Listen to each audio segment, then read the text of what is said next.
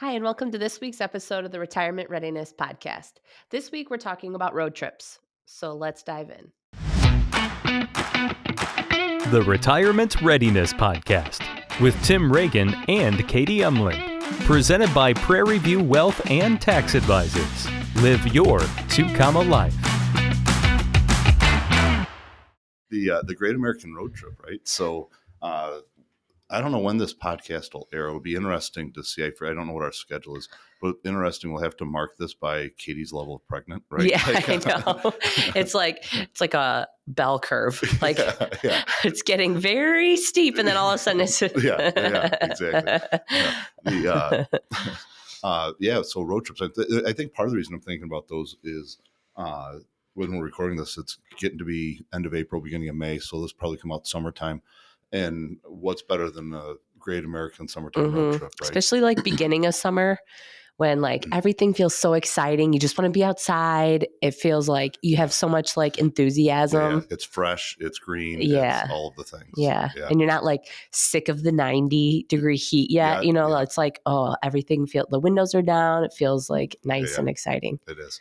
Yeah. And so we find a lot of times in retirement that people have the freedom that they can do what they want to do, but sometimes those are things that they've never really done. And so this episode, while it seems like, man, everybody takes a road trip, not all the time. And It's amazing to me the number of times we'll talk to people who are newly retired and they don't even think about the fact that, if you wanted, you could go for a 1-month-long road trip. Yeah.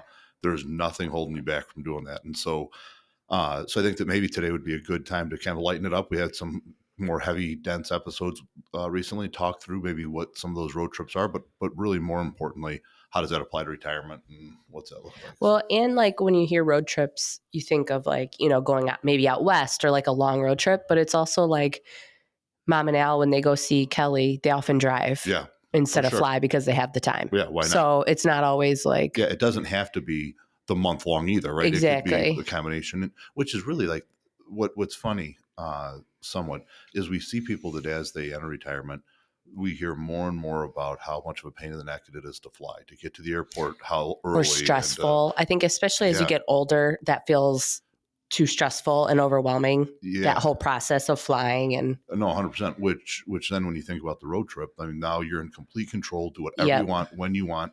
You feel like driving, you do, you don't, you pull off. And which really for us as a family, we've done a lot of road trips. We like them a lot. And the best ones are the ones where we do not have predetermined destinations along the way.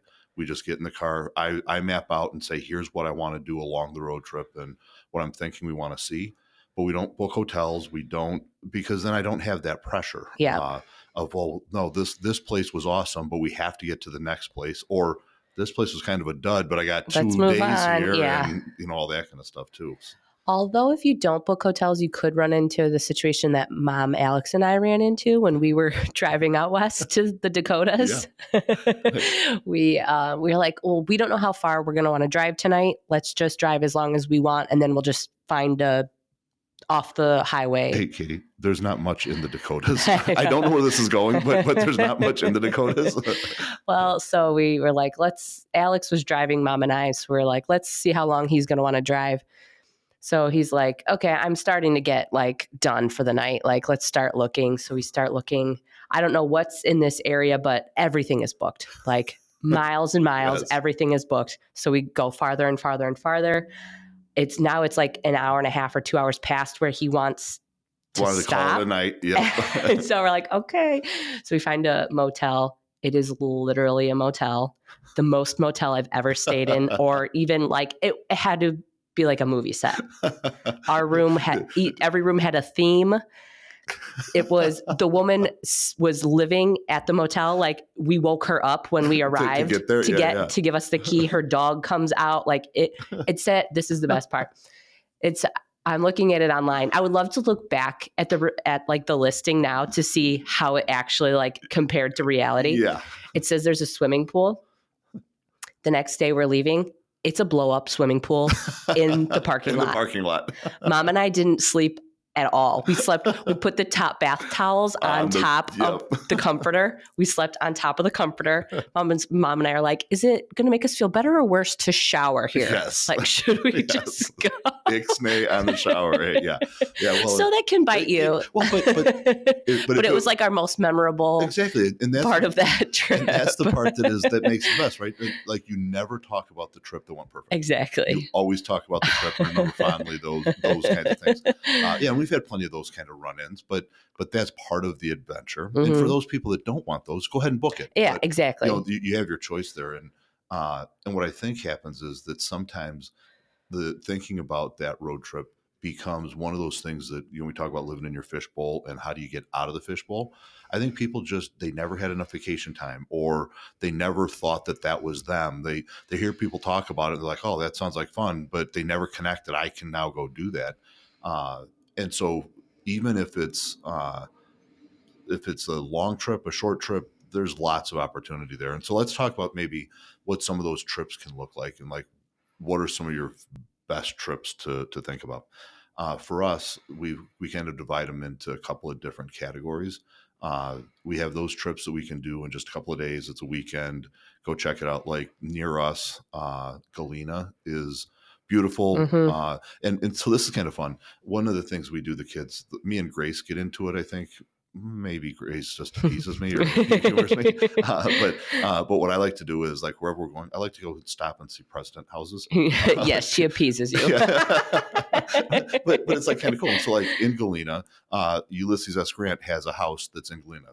It's nothing that's worth driving 6 hours for, but I drive a couple hours. Yeah. And so it's that kind of stuff where it doesn't have to be something big and awesome. It can be something really simple, but it's still a lot of fun. Sometimes those are Alex and I's favorite trips, when like you go to a city that doesn't have a ton to do because there's so much less pressure. Yep. It's like, okay, we're going to make this fun. Whatever we see it is. Yeah. It's not like, oh gosh, we have to, oh my gosh, I can't believe we didn't see those three things because we were so too crammed or, know. Well, and that's one of the things like I think about when Sarah and I retire.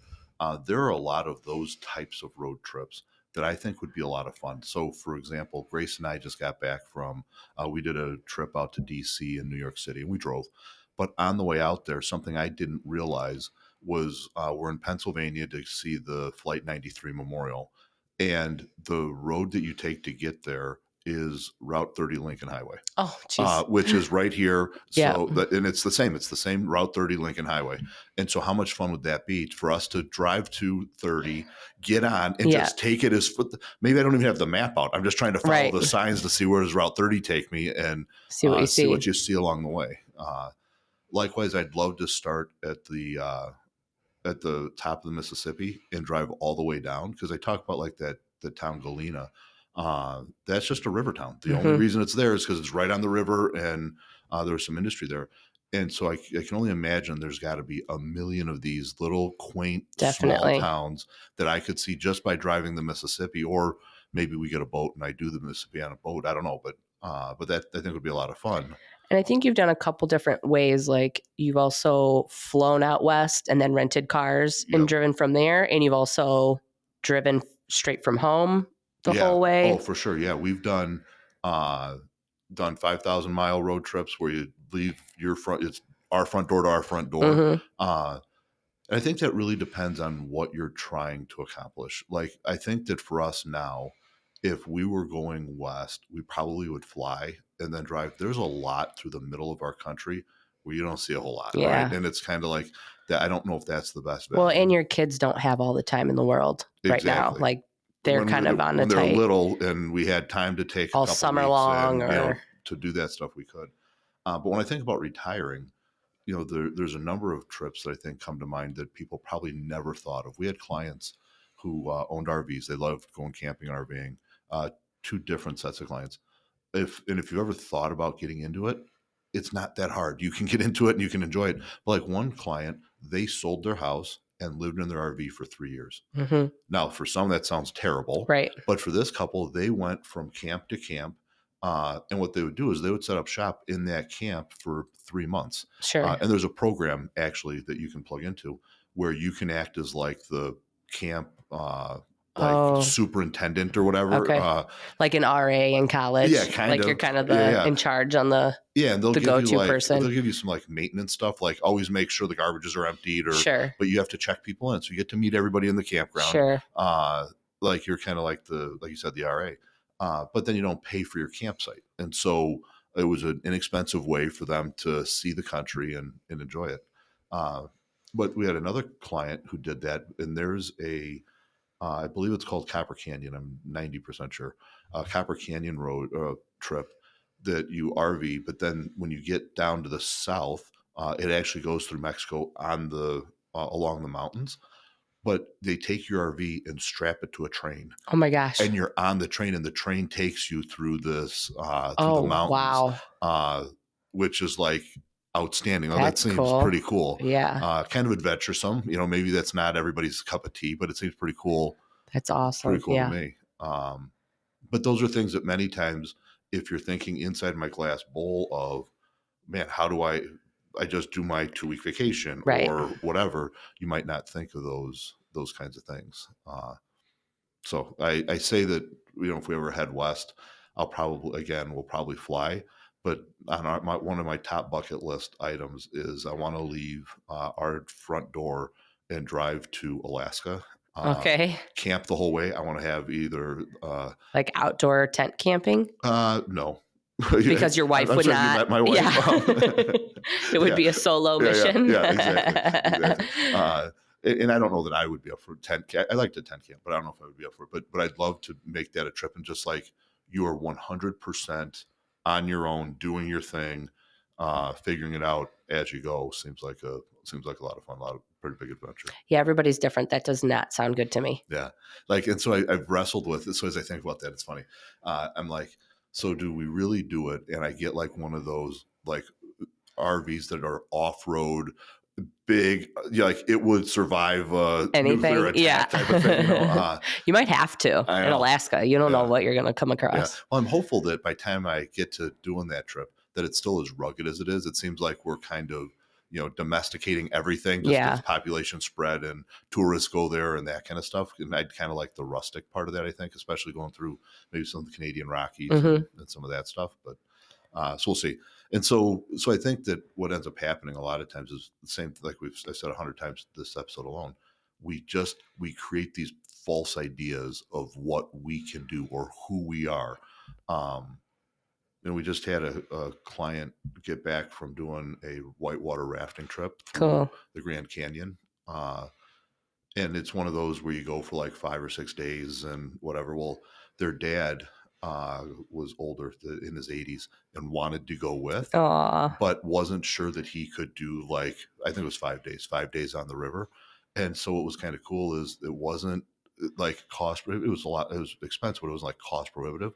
They flew him in on a helicopter, put him down. He spent half of the trip with them through the middle part, flew him back out for the part of the rapids that they thought that he was too rough physically, that he was able to participate in. Oh, that's awesome. Yeah. And so like but if you're sitting there and you're in your 80s and you're thinking about, man, I would love to do that with my family, but I couldn't see myself doing the whole 5 days. So then just ask, say about it. Yeah. Yeah. And dig through it and figure out, like, how do we, obviously they have travel agents, but does a road trip travel agent exist? Like, is that a thing? Yeah. Oh, good question. Yeah. So we've done both. Actually, we ran into a place that what they did is they only planned trips out west.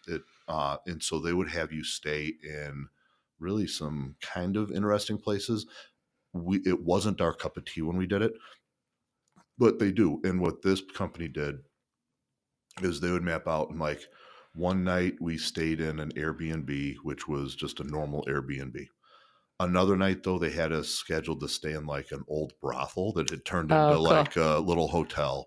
So like those things were kind of cool. What we didn't like about it, there were probably a couple things.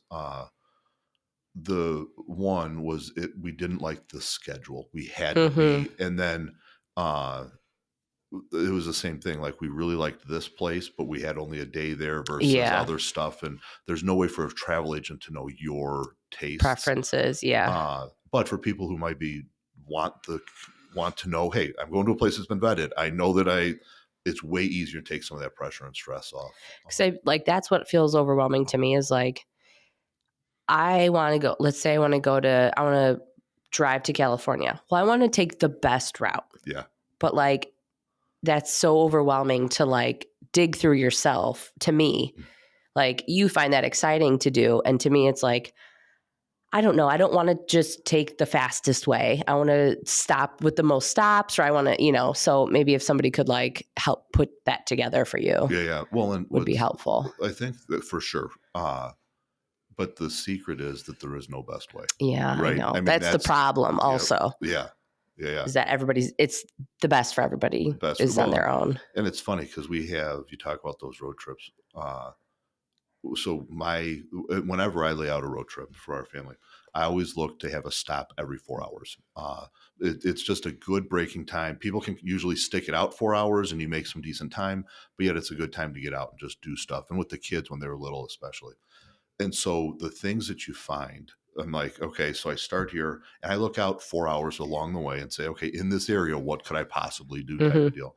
So like I picked the Grand Falls in Missouri one time. It's the largest waterfall in all of Missouri. So I'm like, oh, that's pretty cool. Not too far outside of Branson.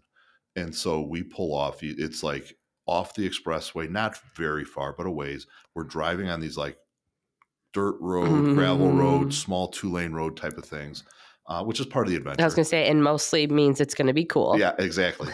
And so then we drive by and we see this little waterfall, and the kids, because I'm kind of lost at this point, like trying to figure out like where are we supposed to be. And kids are making fun of me like, oh, there it is. Dad. Yeah. So we drive up the road a little bit and that was it. Oh, shoot. Yeah. And so, but that time we talk about all the time, we got great pictures there. The kids were able to actually play in the waterfall. Yeah. But I go to get out of the truck, and there's some rabid wild dog that's like wandering like near this area.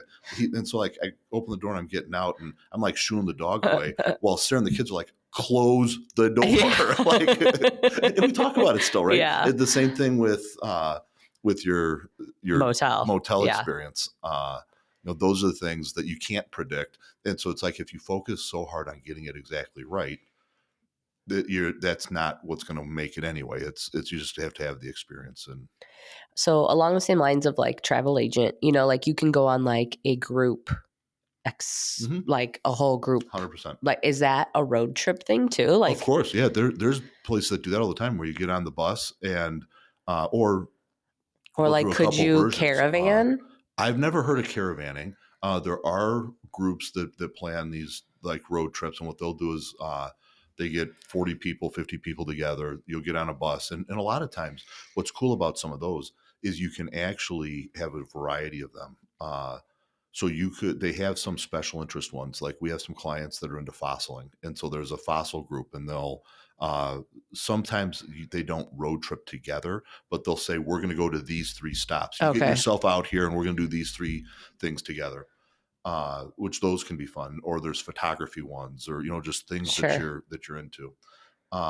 We also have a number of places where they'll do them where it's designed for grandparents and grandchildren, and then you can look and like they'll have programs where it's designed for the age of your grandchild. So they have ones for little kids, then they have ones for like adolescents, then ones for teenagers, and so depending on what you're doing. And so one of our clients does that with each of her grandchildren when they get to a certain age, and she gives them the catalog, and the grandkid gets to pick what they want cool. to do. Yeah, and what's really cool, maybe some of the people that are my age listening to this will remember it. I'm sure you won't, Katie. When we were in school, we used to get this. I think it was like, I don't even know what the frequency was, but it came several times a year, where you had this like 2 pages that opened up. It was colored or colorful, and it had books that you could order on it. It was like a book order form. And like you'd go through as a kid, and they'd have all these books on there. They'd have a price, and you'd like fill in the box, and you'd bring it in with your money. And then like, I don't know, 2 or 3 weeks later, your book showed up. Come in the mail. Okay. Yeah. And that's what I kind of picture with this catalog, right? Where you could give this book order form or the catalog to your grandchild and kind of walk through and do it with them. So that's another really fun way. Oh, that's cool. Do you remember what that's called? No. I would have to. That's cool. Yeah, I'd have to look it up. And so, what's really cool about that is there's really is kind of variety for everybody.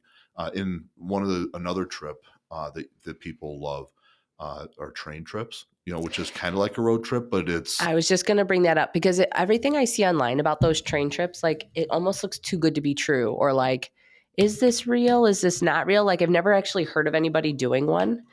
But it seems like the best way to see. Yeah. And so there 100% people actually do it. We've got a lot of clients that have taken those, and they'll take them a lot of times through the Canadian Rockies. Like they have one that goes Banff to somewhere else, but like to see all the beauty that's there without having to. Well, I always feel bad. Like Alex is always driving. Mm-hmm. Like he misses out on like all of it while I get to see it all. So that would be nice, like for him to enjoy it too. Yeah. Well, and what's really cool about those is that then you can get up and walk around as well. So it's not like you're stuck sitting in, this one seat. And it depends on what you're after. There are clients of ours that absolutely love those. For Sarah and I, it would drive us nuts. Yeah. And because we tend to want to be a little more active than that. And so like when we went to Alaska a number of years ago, the way it was planned, we flew into Anchorage. Then from Anchorage, we drove somewhere else. And then we got on a train and we rode up to where the boat was. Then we got on the boat and then we were at sea for a day and a half. That was like 3 days, 4 days, whatever it was, that we were like pulling our hair out because we're like, I got to go be active. But there's other people like, oh, I love it. I can look out. I can read a book. I can, and those are really fun trips with a train ride. So interesting. Yeah. Well, and so what I'm thinking about is we're talking about this, like I could talk about road trips and like vacation, like travel as many times, as much as people want to talk. I'm wondering if there's like a path for us to lay out a business here. Like, should we plan like road trips? I was just going to say, when you're ready to retire, I think you have your next side gig. Thing. Yeah. So if anybody has questions about, doesn't have to be financial planning stuff. Like if you want to talk road trips, you want to talk vacations, like in our family, that's how we do it. I usually do the planning. You talked about our last trip out west where we flew, and which was outstanding. If anybody wants to know about our national parks, you want to talk about what's pros and cons to each, I'd love to talk about it. And that experience was a lot of fun because the kids were all older. So they had their own lives. They got stuff going on. And for all of us to be in a car together, like it's one thing when, the kids are in the backseat, that's the line, don't cross the line, and, all that kind of stuff when they're like, 10. But when they're like mid-20s and they're like starting to hook and duck. Yeah, and then they're like, don't cross the line. Exactly. And then I'm like, don't make me pull the car over. And it just gets sideways. But what was cool was that we had me and some of the kids flew out because their schedules were such that they could fly out earlier, but they had to leave earlier. So me and the kids flew out. Sarah, I think it was Sarah, Lily, and Andrew came 2 or 3 days later. But then all of us stayed for a certain time. Then some flew back, and then some of us stayed a little bit later. And so what that setup did is it allowed us to really be conducive to everybody's schedule. Mm-hmm. And for the time that we were together, we got to see some cool stuff. Yeah. And you got to be all together, but then also have like smaller groups with kind of more one-on-one. Yeah. Where if we would have driven, and what we did Glacier in Yellowstone that trip. And if we would have done it where we drove the whole way, there's no way that happens. Either some people opt out or you're together too much. Takes too long. Yeah. And the thing there though, the best part about that entire trip, was that Andrew, Lily's husband, so growing up, he had never really been to a national park. And he's like, wow, who wants to go to a national park? This is boring. This is terrible, like all that stuff. And so we did that trip in June last year.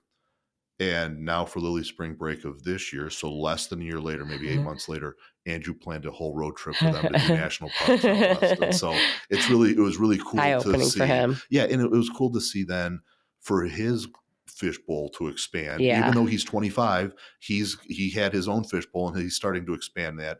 And then for me to think about how much our family bonded, grew together, loved those experiences, and to think if they ever have kids, that's maybe an opportunity that they'll have to do some more stuff. It's so sweet. Yeah. We're our kids are so little still, and Dylan gets car sick. So that stinks. And so unpredictably, like it's not all the time, it's random. So that's a little hindering. He's just starting to get like okay in the car. He did not like the car when he was little. Quinny didn't like the car when she was little. So I think we're a little far out of. When you say Dill didn't like the car, I mean like he screamed the entire time in the car. It was next level. Like you knew when Katie was coming over because you heard Dylan a block and a half away screaming for being in the back of the seat of that car, right? Yeah. We're picking car seats now for the twins, and we're deciding like, should we just get the same car seat that like keep the same car seat we had and just buy the matching because we have so many bases. Yeah. We're like, well, neither of our kids liked the car. Maybe it's the car seat. Maybe we should just start over and start with a new car seat. Good luck with that. And I heard you say the twins. Can we just Twinskies. Yes. Sorry, the Twinskies. Thank you. And D-Bone. Yes. And so you guys are getting closer. Not close enough yet, I'm sure. About 2.5 months. Yeah. I remember, obviously we never had twins, but I remember somewhere in the third trimester, probably about a month out, Sarah was just like, I'm done. That's it. Just yeah. enough. I have loved being pregnant with Dylan and Quinny. Like I really loved it. Like I loved everything about it. I felt good. It was not really a problem. I mean, the end, everybody gets a little uncomfortable, but it was great. This one I've been pretty uncomfortable and not great the entire time. So I told Alex, I'm like, well, this is kind of a good thing is that I'm done. Yes. Yeah. Being pregnant. Like I'm not going to say, maybe I want to get pregnant again. No, I don't want to be pregnant again. So that's Sarah and I are silver looking lining forward to having the kids because it's like in our house, we are emptying out, and it was so much fun when we had Lila's confirmation or even Thanksgiving, those types of things when you do have that energy and little kids running around and then you get to leave. Yes. And be away from the energy. Yeah. Well, unfortunately, what it does though is like you guys are experiencing it. It's more like you guys leave, right? Because the kids need to go to bed. The kids and so sometimes it's like wah wah. Yeah, exactly. You kind of feel like you miss out on some of that stuff too. So funny. Our sister Kelly, her oldest son is graduating high school. And it's just been so obvious to me since I've been having kids. We're just in such opposite times. Yes. Like she is just unloading hers and we're just having ours. And it's like, it's just so funny. It is.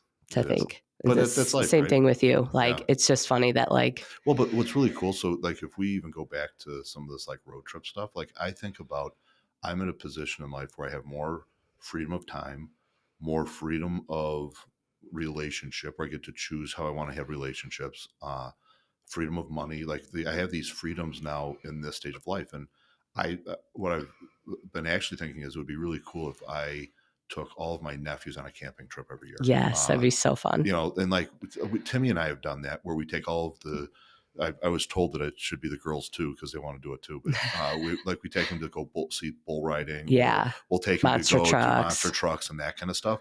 The problem is like, we got a big enough family. You can't take everybody. That's like 20. You got to get a bus. Yes.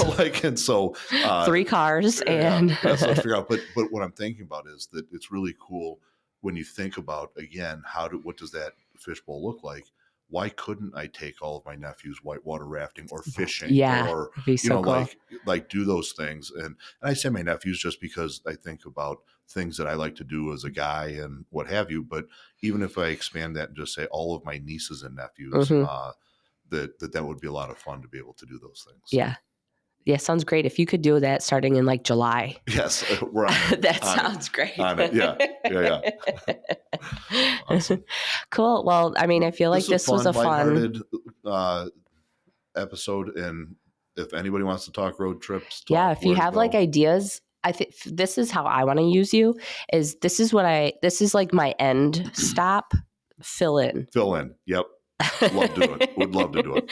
Or this is what I think I want my end stop to be. Am I right? Yeah. And Well, and even if that's not road trips, Sarah and I have been fortunate. We have been to lots of places just because it's what we enjoy. And so if anybody has any travel related questions, would love. And I get to hear about every other client's trip and all that kind of stuff. So maybe we'll do that as our side hustle. And like I feel like the more road trips you do, or just trips in general, like you have tips and tricks that you've learned, like, oh, I wouldn't have thought of that. Yeah. Or like, you just learn so much more that's like, hey, maybe think about that. Sure. All right. Thanks so much for non-road trip advice. Head to pv-wp.com. The Retirement Readiness Podcast with Tim Regan and Katie Umland. Presented by Prairie View Wealth and Tax Advisors. Live your 2-comma life. Learn more at pv-wp.com. And while you're at it, don't forget to subscribe to the Retirement Readiness Podcast on your preferred podcast platform.